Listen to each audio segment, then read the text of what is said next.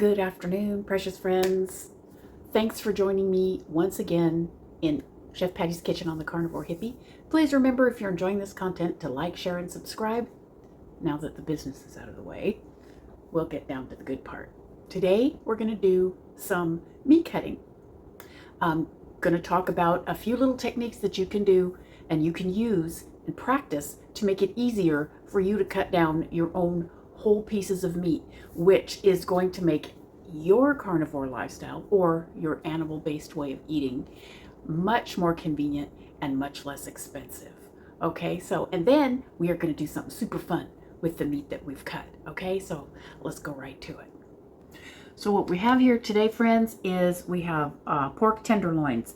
This is how you frequently see them in the grocery store. If you're buying them from a butcher, they probably come naked, singly, wrapped in paper. This is 2 tenderloins in here, shrink wrapped. So the first thing you're going to have to do, obviously, is get rid of the shrink wrap.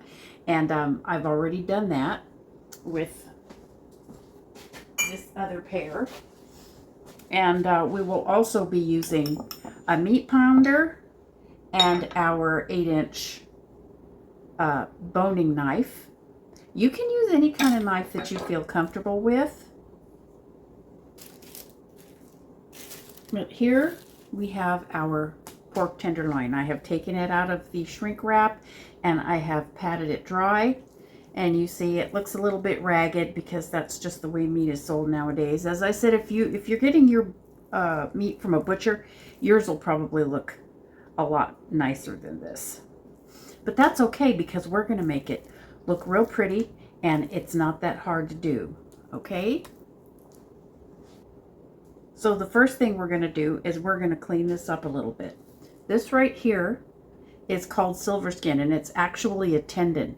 It's part of what makes this muscle contract, and it is very tough and chewy, and it will be unpleasant. So for our purposes, we are going to remove it, and it is a little bit tricky, but it's worth the effort to learn how to do.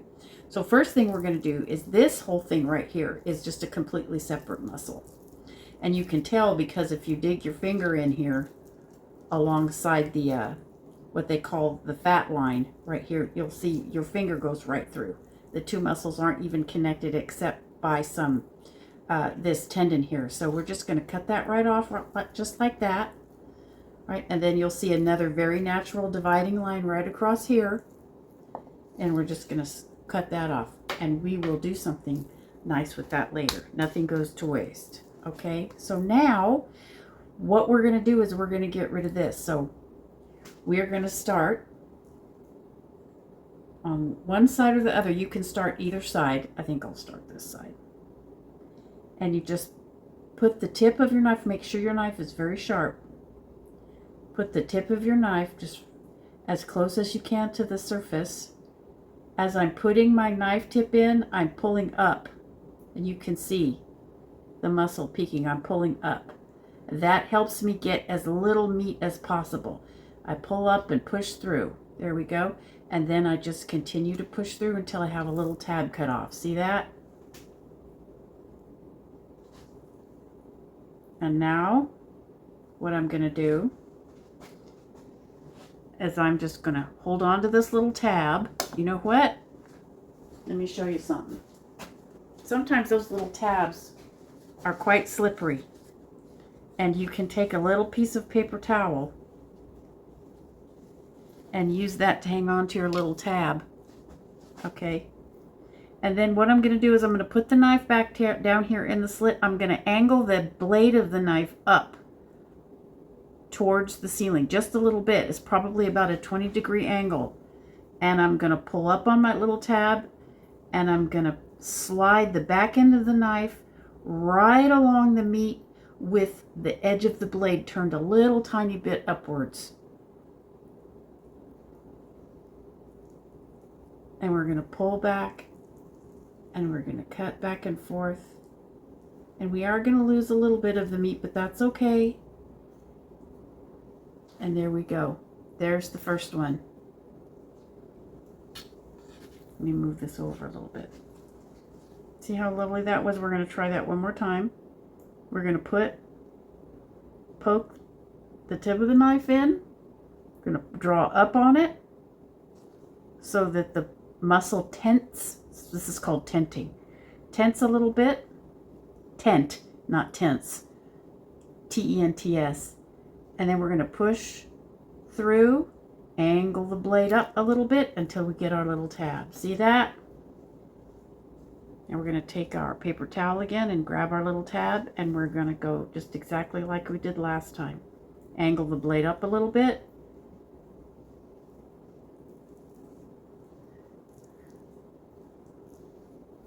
And just cut.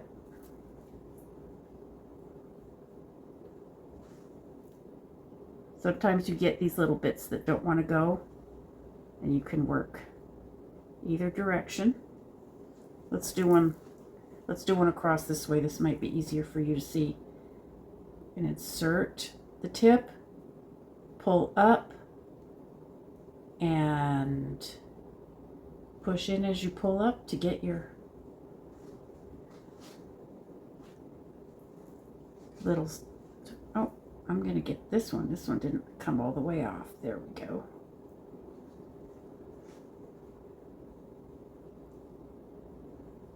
And we're going to put that in there. And you can also do it this way rather than pulling this way. You can just pull the muscle up this way. This either way is fine, however you feel more comfortable doing it.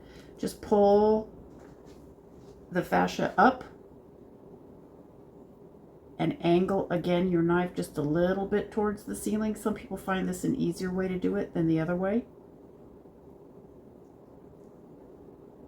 When you come to the end of your knife blade, try not to saw.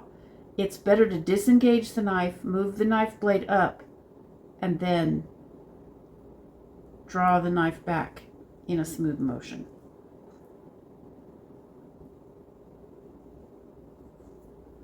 Cut that off. We have our little leftover piece. This happens to everybody, so you might have to cut the little odd piece off left. And so now we have all the silver skin off. All of this loose tissue, you can pull that off if you want to, if you don't like the look of it. If you don't care about it, it's fine. You can just leave it alone. It's not going to be a problem. Okay, now we have our little tenderloin sufficiently cleaned up. And what I'm going to do is I'm going to take the fattest part of this tenderloin from about here to about here.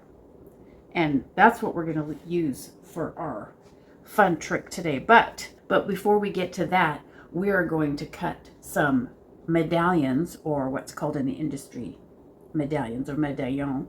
And they're nothing but really just teeny tiny pork chops. But they can be tricky to cut if you don't have your motion right. And that can lead them to being raggedy and cook unevenly, and you don't want that. Also, you can save money by cutting your own pork chops. You get really primo pork chops this way, and you can control the thickness, and you can control what goes on them. And those two pork loins in the other package were $8.50. They come between $8 and $10, and $3.50 or so a pound or something like that. And primo pork chops like this can be $6 or $7 a pound. So that saves you about half your money. So once we have everything cleaned off, we're going to pat the meat down because we don't want it to move. Okay, so we're going to hold it down. So first thing we're going to do is we're going to decide about what portion of this roast that we want to keep, and we're going to keep about this much. Okay, so if you give it a little bang right here, you'll find that your indent will probably stay there to remind you.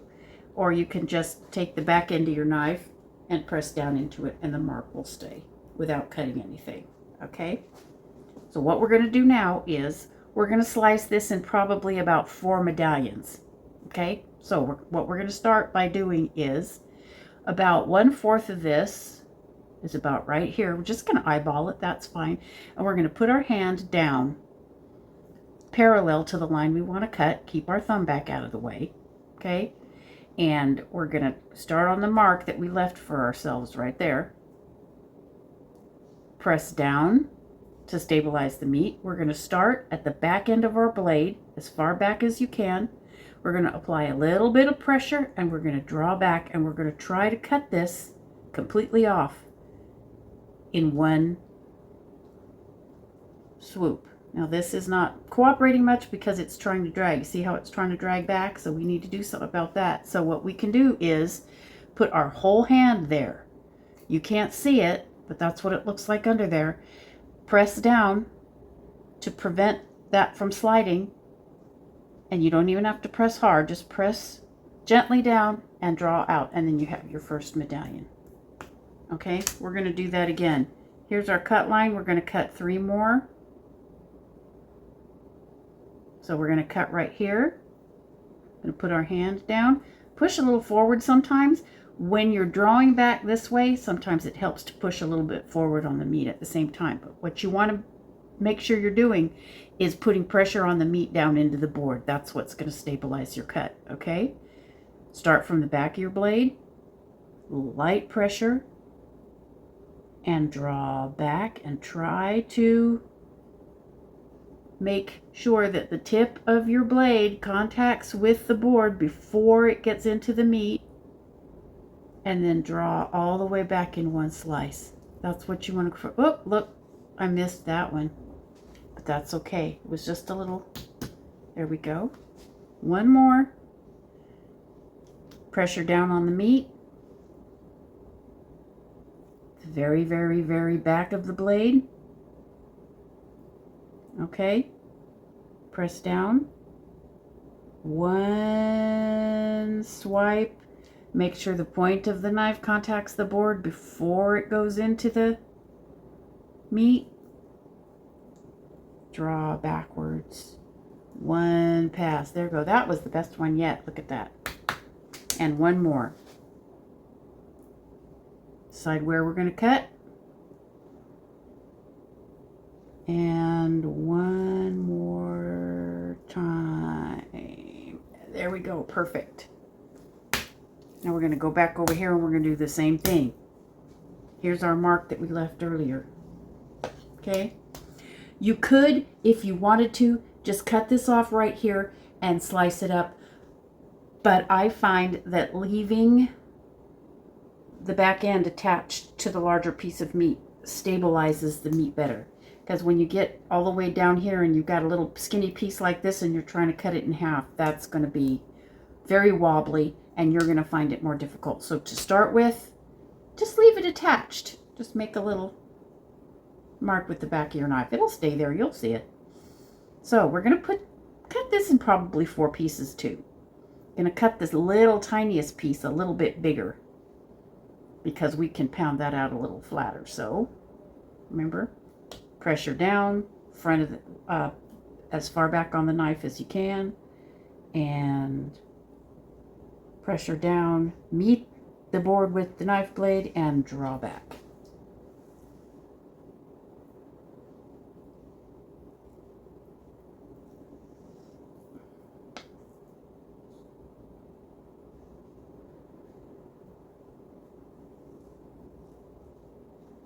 Watch your thumb.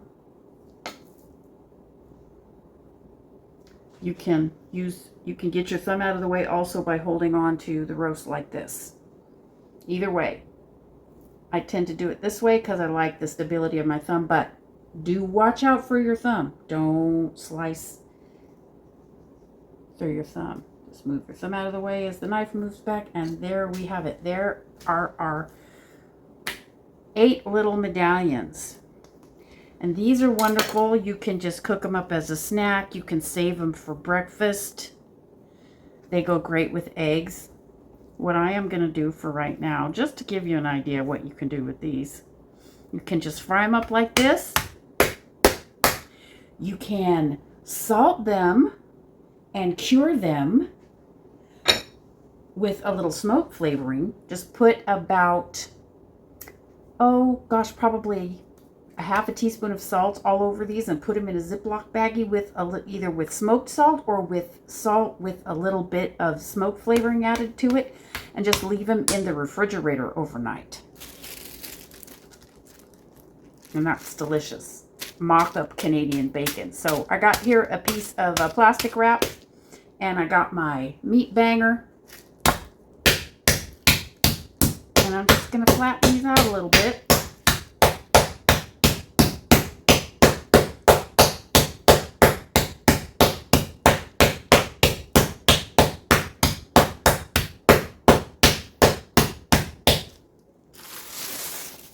Okay, see that? And these are ready for whatever we're going to do next with them, which I haven't decided yet, so we're just going to set those aside. Because we are at the fun part now. Now, I won't fib to you. This is the fiddly bit. But if you can learn to do this, I promise you, you will be so proud of yourself, because you will be able to serve the most amazing looking meals to your guests. Now, so what we're going to do is we're going to do what's commonly called a butterfly cut. And there are several ways to do this, but the way I'm going to show you today is a roll cut. What we're going to do is we're going to open this up into a long, flat, square piece of meat. And this is a really good piece of meat, or a regular pork loin is good too. It's a really good piece of meat to practice on because it's relatively inexpensive. And if you mess it up, you know what? We all know what to do with it. Just fry it up in some bacon grease and some salt and just enjoy it, because it's going to taste good either way. But since your mistakes will be edible, there's no reason not to practice. So what we're going to do is we're going to aim to cut this piece of meat across here, almost all the way to the end. And we're going to leave about that much of a hinge, so to speak. Okay, about a ½ inch. So we're going to aim for a ½ inch up from the bottom and to stop a ½ inch before we cut all the way through. Okay, that's the tricky part, is how do we do that without losing our place? Well, this is what takes the practice. I'm moving this all the way to the back of the board. Let me adjust the shot. Here we go. Moving this all the way to the back of the board. And like I said, we're aiming for right here. Okay? So the way we start is by aiming up for about a ½ inch above where it sits on the table. Okay? And we're going to start right here, and you're going to check. You're going to angle the knife so that the front end is cutting in, but you're not going very far down this way, because we have to pay attention to where we're going. So we're going to look over here, and we're going to draw the knife back and keep track of where we're at up here till the knife disappears inside the loin. You probably couldn't see that very well, but you can see we have a flap open. Okay, now we're going to look down this side. We're going to reposition the knife so that we have as much of the length of the knife to work with as possible. Okay, and we're going to aim for keeping the knife level. This is actually great for me because the handle of my knife is actually sitting right down on the board, which gives me a good base for keeping the knife blade level. Put pressure on the roast, and we're going to pull back. I'm going to check and make sure where the point of my knife is, that it's not going to poke all the way out through this way. And we're going to pull the knife down. Now, I'm going to reposition this so that you can see. See, here's the back end. We're aiming for about 1/3 of the way up right here. Can you see that? I think you can. And we're going to finish drawing the knife out, leaving that little hinge right there. Okay? We got our initial cut. Now we're not done because we didn't cut all the way through, but that's okay. See? So at this point, we're just going to continue to cut shallowly towards that hinge. There we go. And you can see this little edge of the meat is about 1/2 inch. And this little edge over here is maybe a little bit less than 1/2 inch, but this end of the roast was a little thinner, so that's fine. It's about 1/3 of the way. Okay? Now, this, if all has gone well, this side of the meat is about twice as thick as this side of the meat. So we're going to do this one more time. And we're going to start from the inside. We're not going to start from the outside. We're going to start from the inside right here. Level the knife. We're going to aim for halfway across, just like this. And we're going to aim for halfway through on this end too, just like that. That was the back of the knife, by the way. It does make a rather nice mark, but it doesn't cut. So that's one thing that you can keep in mind when you're trying to mark reminders for yourself. Okay? Now, here we go. I'm going to check up here. Okay? I've got the tip of my knife all the way over to the edge where I want it. And now, keeping the knife as level as possible,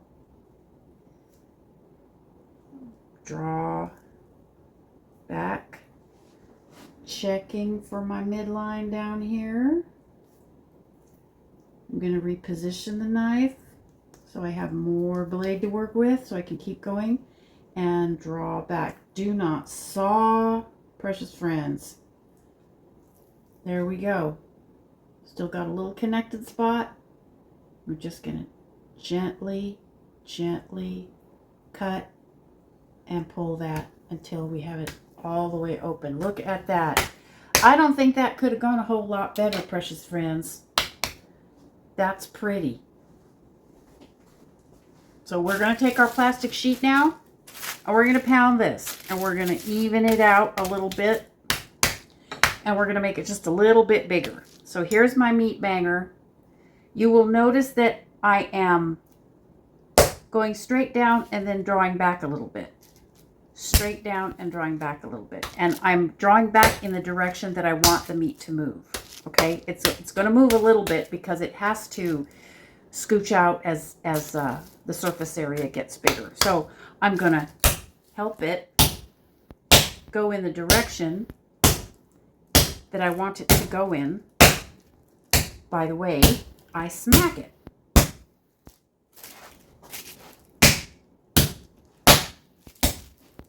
If you don't have one of these, you can use the side of your regular meat tenderizer hammer. It just takes longer. If you're going to be doing stuff like this and experimenting with butchery, I highly recommend that you get something like this. There's also another kind that has the handle right on the top that you just use this way. That's also a good one. You use whichever one you feel comfortable with. Now, one thing that you do need to be careful of when you're using this kind of thing is not to hit it edge on, because you will poke holes in the meat, and that is contraindicated.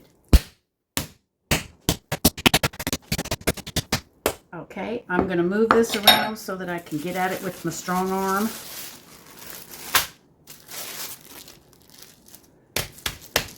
And we're going to aim for making this end of the meat match up with this end.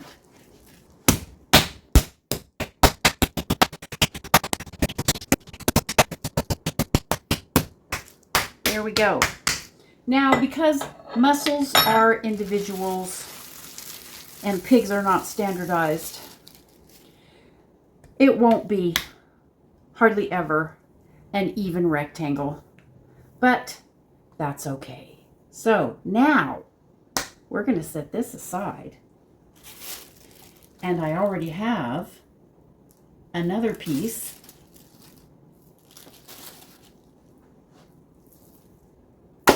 that I have previously done.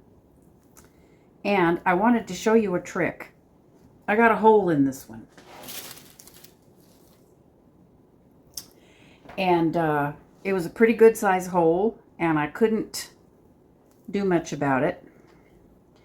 So in order to make it good to roll up, there's two things you can do. One thing is you can just roll it this way. When we do our roulade, we're going to do a roulade, by the way, so that this hole is in the middle. Or, well, see, that is no good. Haha. It just made it worse, but that's okay. Because I'm going to take one of our little medallions that we took, that we cut earlier. I'll show you what you can do. Now take your medallion, put it down under your plastic sheet.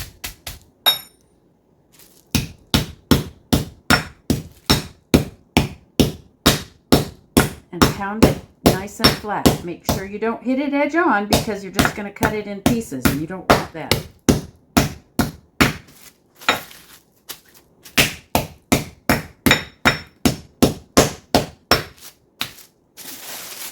Now we have a nice thin little cutlet. We have what you would make a schnitzel out of if we were doing German cooking.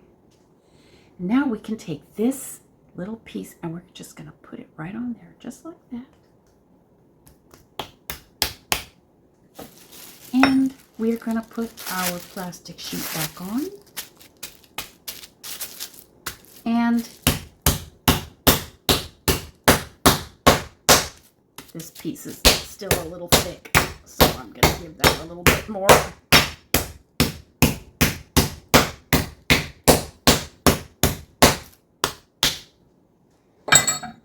And then peel your plastic off very carefully. And